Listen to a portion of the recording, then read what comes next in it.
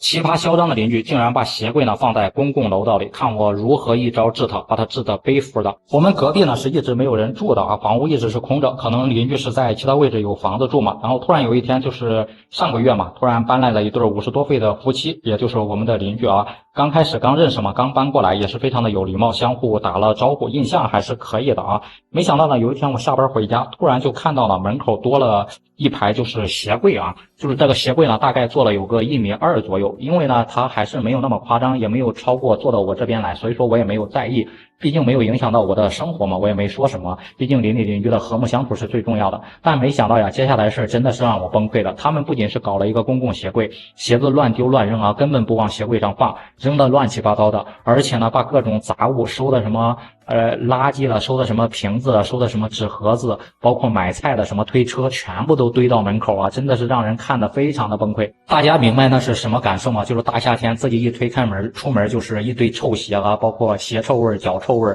还有堆的那种垃圾的阵阵的一个恶臭味，真的是让人实在忍受不了了。没办法呢，我就敲了敲邻居的门啊。开门的呢是邻居的阿姨啊，我就说阿姨啊，就是大夏天的这个楼道是公共楼道，然后还是消防楼道，你堆这么多杂物非常不安全的，而且夏天呢，包括鞋子的什么味道特别的难闻，你能不能收拾一下？这个时候呢，我就感觉阿姨的脸色有点挂不住了啊，不像平常那么有礼貌，就是敷衍着说好了知道了，我这不是家里没地方放嘛，就暂时在这儿放一下，我过几天就收拾。但是万万让我没想到的是，过了几天之后呢，不仅呢邻居没有收拾，反而堆的杂物越来越多，鞋子越来越多，就是家里面我感觉他们冬天穿的鞋子也全部都堆了出来，我不知道是不是就是我上次得罪他了，故意报复我还是怎么回事。我又实在忍不住啊，真的是忍无可忍了，我就又敲门，这一次敲门声音明显是大了一点，不像上次那么有礼貌。一开门呢，我就质问阿姨，阿姨呀，你怎么没有收拾，反而东西越堆越多呀？你这样非常不好吧？这个时候呢，阿姨终于就是暴露了他的嘴脸啊，直接就怼我，怎么了？这是公共区域，我堆到这里怎么了？这是公摊面积，也有我自己出钱买的，跟你有什么关系？碍着你走道了还是怎么的？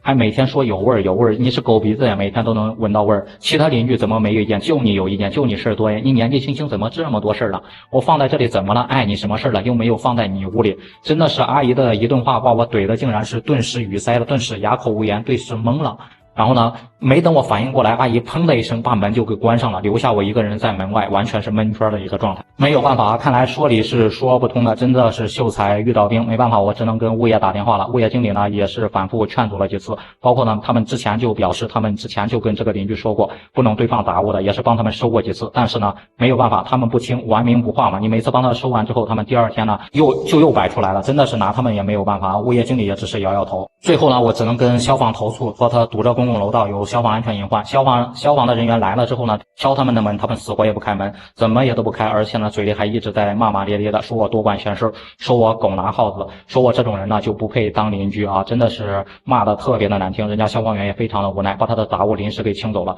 清走之后呢，没想到他们第二天依然如旧啊，该怎么摆怎么摆，该怎么报复你怎么报复你，该怎么堆怎么堆。我真的是遇到这种邻居，真的是几天晚上都睡不着觉。我呢就躺在床上啊，反反复复苦思冥想，终于呢心生一计，于是呢我就